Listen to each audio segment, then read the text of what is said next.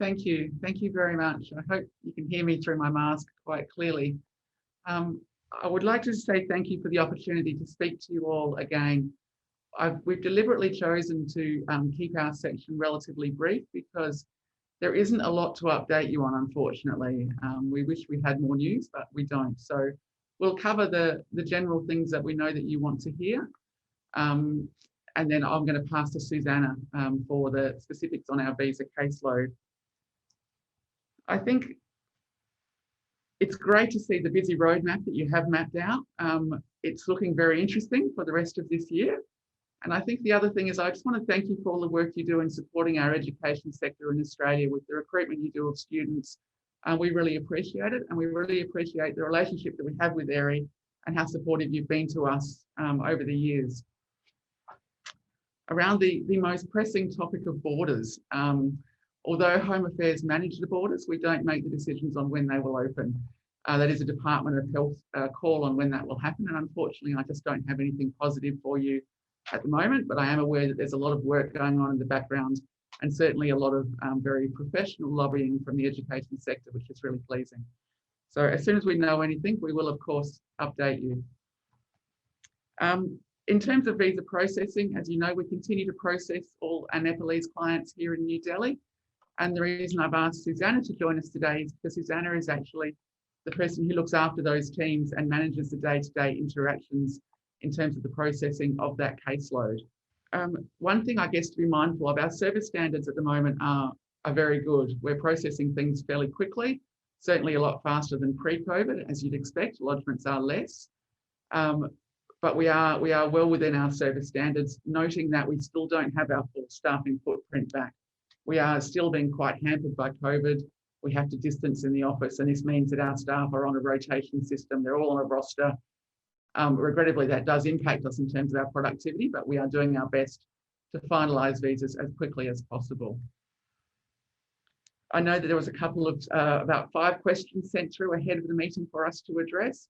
So 2 of those fall into the Home Affairs arena, and the remainder I'm going to leave to my colleague Brett from Education to address.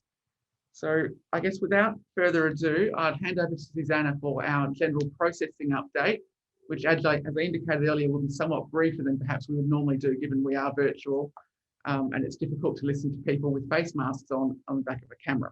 So thank you. Susanna. Hello, I'm Susanna Watson. Thank you for the opportunity for me to speak with you all today. I would just like to provide an update on the current lodgement rates and grant rates for you. So this program year so far, we have had quite a significant drop in lodgements, which is comparable to the previous year.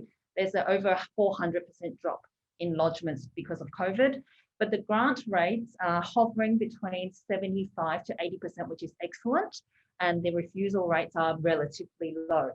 So we are very optimistic that the bounce back will be soon, and we're very optimistic once the border opens and AAERI will bounce back and all the students will return.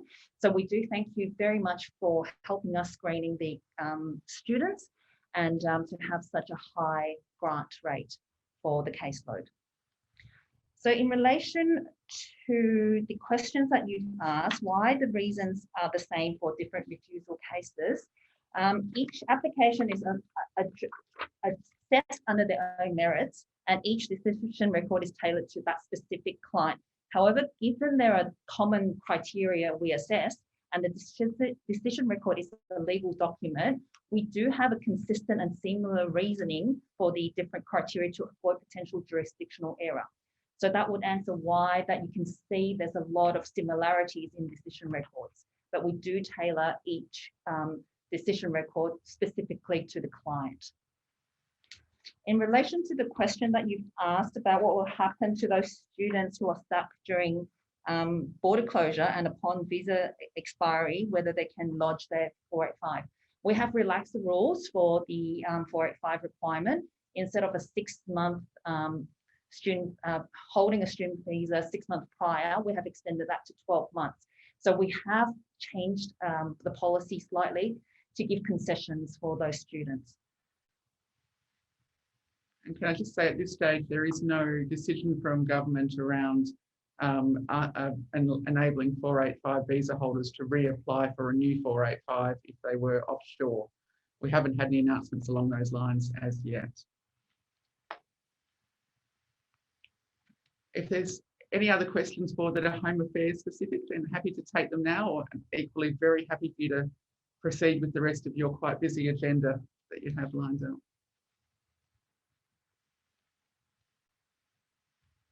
Okay, thank you. I'm going to make way for my colleague Brett, who's going to speak next. Again, thank you. Lovely to see you, Ravi. And we'll be in touch in the coming weeks. Thank you. Okay, thank you, Liz. The questions that we had sent have, I think there are a few questions remaining, if you can just take. So there's a question about the students who are stuck due to the border closure, which you already addressed. There's a question about the online classes as well. So if you can just answer that. Will the classes done online will be assessed as the full-time studies upon completion of degrees? Is that something DHA can answer? So yes, online study is the only change to the regulations as a result of COVID is that students can now study online instead of face-to-face. So that will still contribute to the Australian study requirement at the completion of those qualifications. Okay, all right. Thank you. Thank you for that. And there's also a question about the refusal cases. Why are the reasons the same for the different refusal cases? This is the constant. So Susanna just addressed that one. And I would argue they're not the same, but they are, of course, very similar because we're assessing people against the same regulations. So, all right. And there was another question, which is a little bit weird, but I think this is, contextual here. Can agent bring students to Australia if agent takes the responsibility of quarantine? Unfortunately not. No, not yet. Yeah, this is a refresher question from one of our members, so I just wanted to put it forward. Yeah, I think so there are some students who are entering Australia, and there are concessions for students who meet particular criteria. It's all available on our website. So I completely appreciate the numbers coming in. I know we're near where we would like them, but there are some students who are entering under those exemption criteria. Yeah, all right, that's good to know. Another question was from one of our members. Many education providers have been making online delivery compulsory. Are the providers allowed to make online class compulsory legally? I'm going to hand that one to my colleague Brett when he takes the floor in just a moment. All right. So thank you very much, Liz and Susan, for your valuable time and answering our questions and giving the updates as